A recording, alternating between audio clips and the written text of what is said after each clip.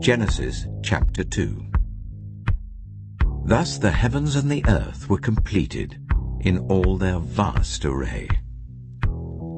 By the seventh day, God had finished the work he had been doing. So on the seventh day he rested from all his work. Then God blessed the seventh day and made it holy, because on it he rested from all the work of creating that he had done. This is the account of the heavens and the earth when they were created, when the Lord God made the earth and the heavens. Now no shrub had yet appeared on the earth, and no plant had yet sprung up. For the Lord God had not sent rain on the earth, and there was no one to work the ground. But streams came up from the earth and watered the whole surface of the ground. Then the Lord God formed a man from the dust of the ground, and breathed into his nostrils the breath of life. And the man became a living being. Now the Lord God had planted a garden in the east, in Eden, and there he put the man he had formed. The Lord God made all kinds of trees grow out of the ground, trees that were pleasing to the eye and good for food. In the middle of the garden were the tree of life and the tree of the knowledge of good and evil. A river watering the garden flowed from Eden. From there it was separated into 4 headwaters. The name of the first is the Pishon. It winds through the entire land of Havilah, where there is gold. The gold of that land is good.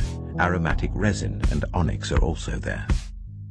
The name of the second river is the Gihon. It winds through the entire land of Cush. The name of the third river is the Tigris. It runs along the east side of Ashur, and the fourth river is the Euphrates. The Lord God took the man and put him in the Garden of Eden to work it and take care of it. And the Lord God commanded the man, "You are free to eat from any tree in the garden, but you must not eat from the tree of the knowledge of good and evil, for when you eat from it, you will certainly die."